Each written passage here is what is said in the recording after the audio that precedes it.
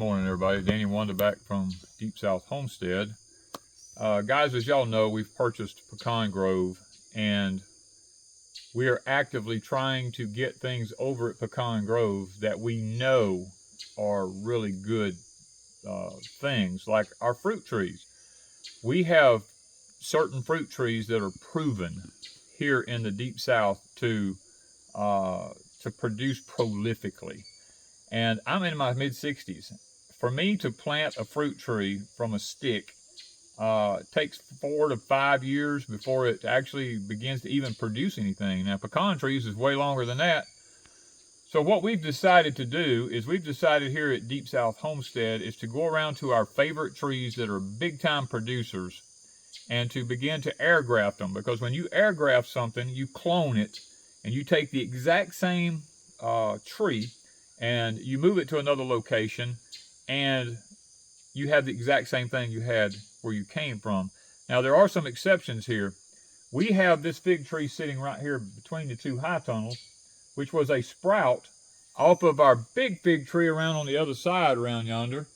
And it's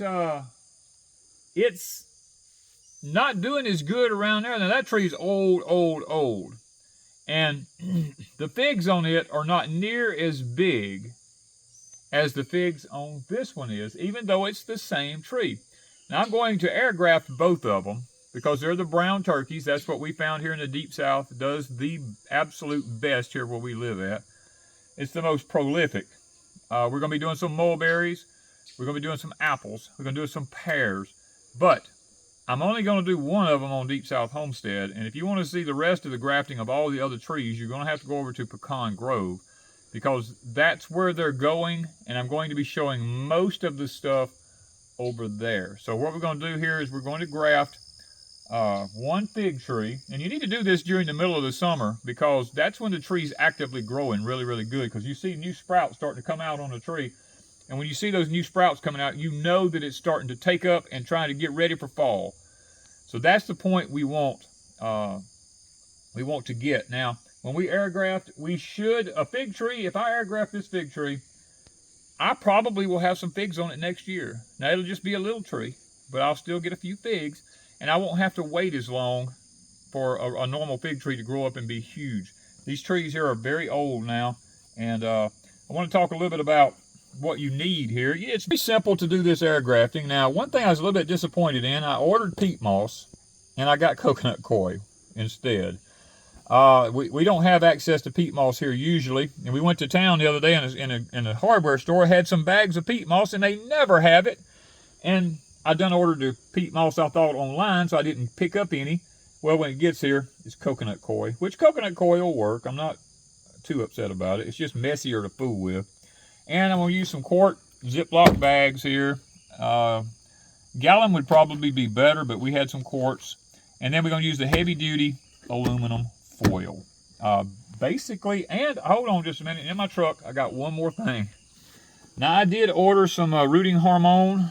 There's several different types of it. This is just called hormone rooting powder. This is supposed to be for things that are hard to root. So I ordered that. I use a Q-tip to put it on with. Now, some people put their finger down in it. I don't advise that. And you can use natural stuff. Now, we have a willow tree you see right there in the background. There's a willow tree right there. I could take the bark of that willow and put it in some water.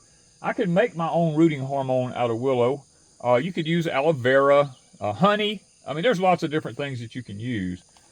But we are going to be using the actual just the powder, because it makes it so much easier for us to fool with right now. Get this opened up. As you can see, it's brand new. All right. Now, put that back on there.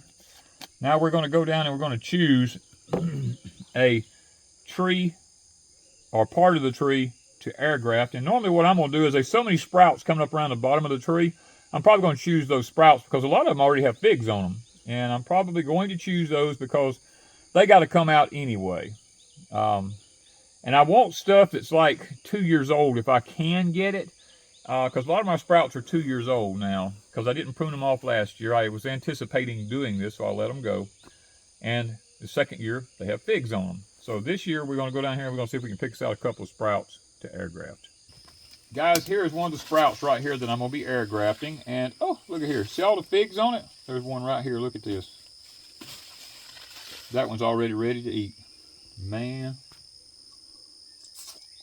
I've already ate my first fig off of the tree for pecan growth. Awesome. All right, now I'm going to have to move around so Miss Wanda can get a little bit better view here. I'm going to try to get over here this way. If I got room here. Y'all got to realize when you get old, you can't get around in this stuff as easy as you used to. You have these nodes on a fig tree right here. The roots will come out right at one of those nodes right there. And if you looked on that node really hard, you see these little white speck dots around it. That will form roots. There's these white specks around these nodes like this right here. So what we're going to do, all right, we're going to cut around just to maybe, I'm going to say a ½ an inch below that node. We're going to cut all the way around the whole tree. And you're not cutting it off? No, I'm just cutting the bark. And then we're going to go down about 1 inch. And we're going to do it again.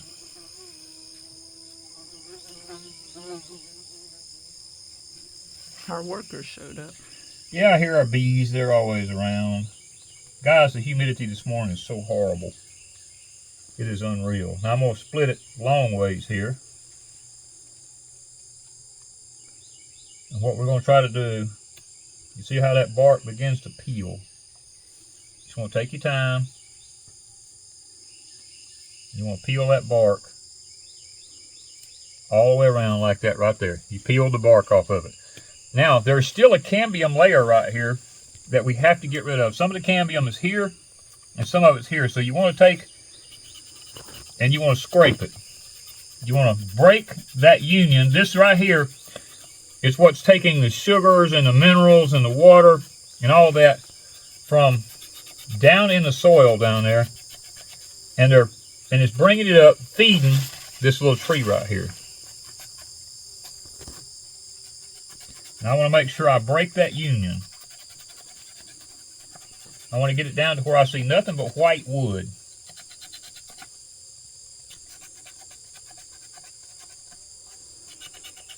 All right, I think we're there. And we don't want this to dry out, so we're going to go ahead and move on to the next phase. Okay guys, our next thing is our rooting hormone. We want to take it, and I'll take a Q-tip. You can use a little paintbrush or anything like that. I'll take a Q-tip, and I put that, I just sprinkle it all over it.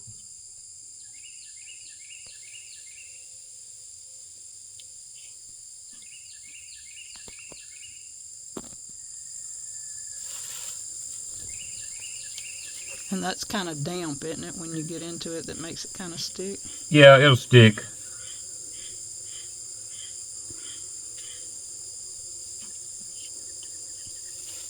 The juices out of the fig will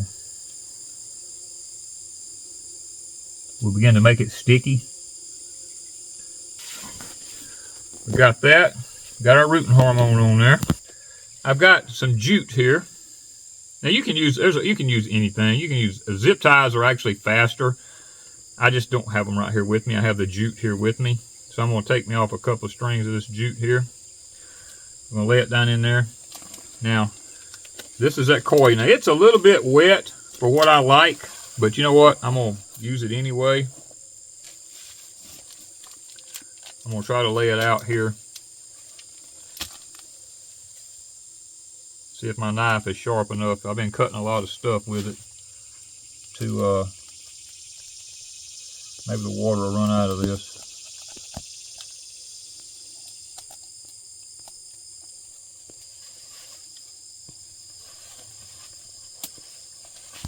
All right, now I'm going to take this. Probably should have went a little bit more there. Okay, we're there, and we're here. Okay. We're going to take this, And you can see, let me get a little bit of this water out of it there. I got a little bit too much water in that koi. All right, we've got it ready here. Now what I'm gonna do is I'm gonna take this, and there's a lot of different ways you can do this and a lot of different things you can do it with, but I'm gonna take this and I'm gonna try to work it around. We're gonna try to get all that soil packed up in there as much as we can.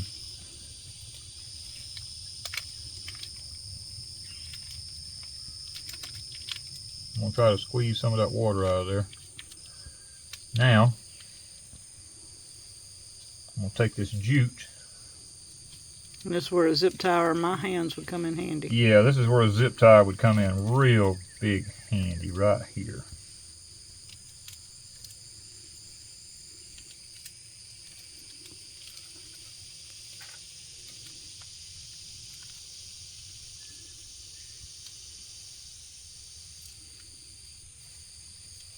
That one,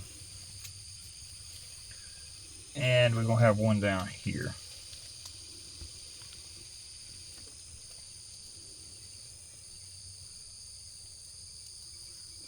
How long does the air grafting take? It depends on the tree.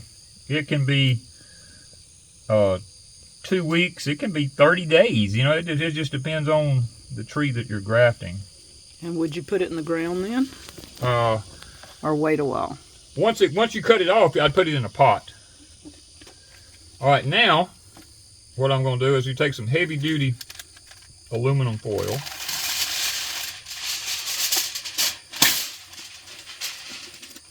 And I would put the shiny side out.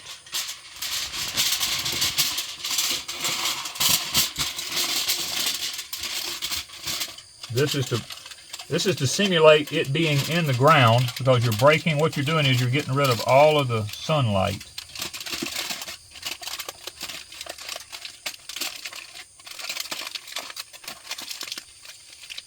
Now some people will use Coca-Cola bottles and different things to that, you know, to that nature, and that's perfectly fine.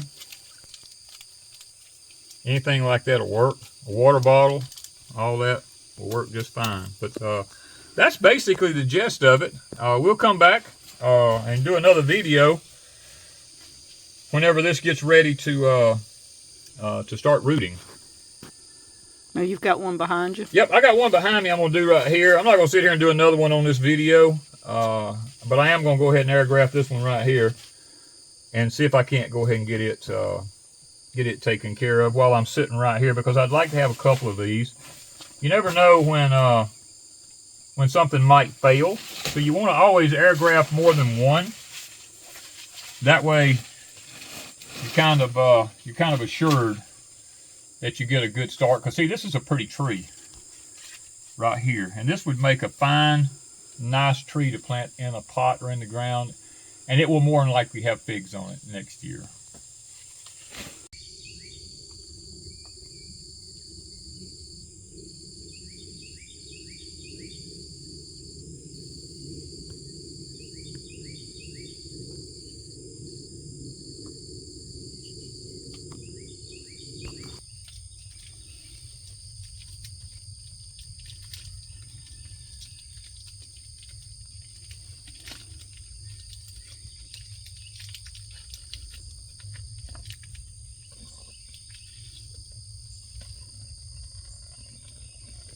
Okay guys, I wanted to bring you over here and show you.